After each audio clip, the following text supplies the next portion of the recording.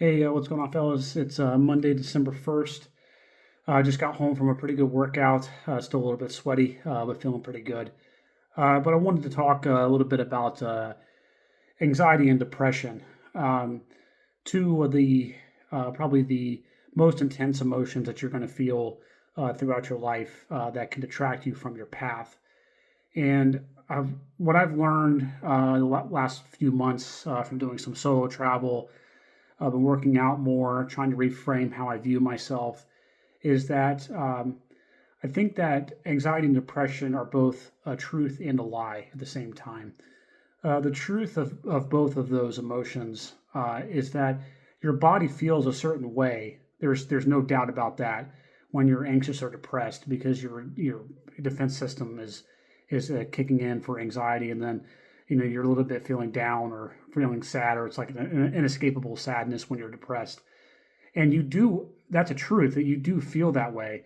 But the lie that both anxiety and depression tell us is that that's who we really are. And that's going to be further from the truth.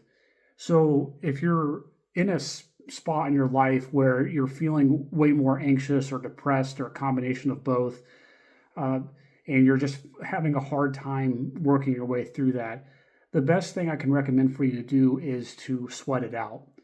And so what I've been doing is I've been going to the gym, I've been working out, I do like back and bis or chest or something, and then I'll get on the Stairmaster for a half hour and, climb like 130 floors, something like that.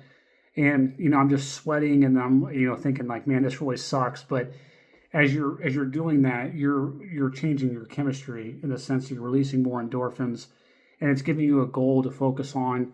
And even if it's just one thing where you're just focusing on fitness, where hey, this week I want to try to master this particular exercise, or I want to do uh, an hour on the elliptical or something like that, that gives you something that you can conceivably reach, even if you're feeling really down or really bad about yourself, and even if you're really anxious. Um, so as you start to pursue these things as a man, like especially when you have these micro missions, these mini missions, when you start working towards that and achieving those, you start to realize that the journey is really about you and figuring out your story. And eventually, once you can unlock this, then your message to the world is going to resonate. And the suffering that you've gone through and that you've put yourself through is going to have more context for what that means in the long run. So it's going to be a difficult process to encounter those emotions head on, especially for anxiety and depression, because they're both very intense. But when you work towards a goal, you start chipping away at that intensity. And it's not to say that you're not going to feel that way, but it's just not going to be as overwhelming. And both emotions can make you feel like nothing's ever going to change. What's the point of trying? It's just my body's just always going to feel this way, and you just haven't unlocked a piece of yourself yet. You're still locked in the labyrinth, and you have to find your way through. So, I highly recommend working out, figuring out small physical goals that you can accomplish, and then building on top of that and documenting those so that you can see your own progression.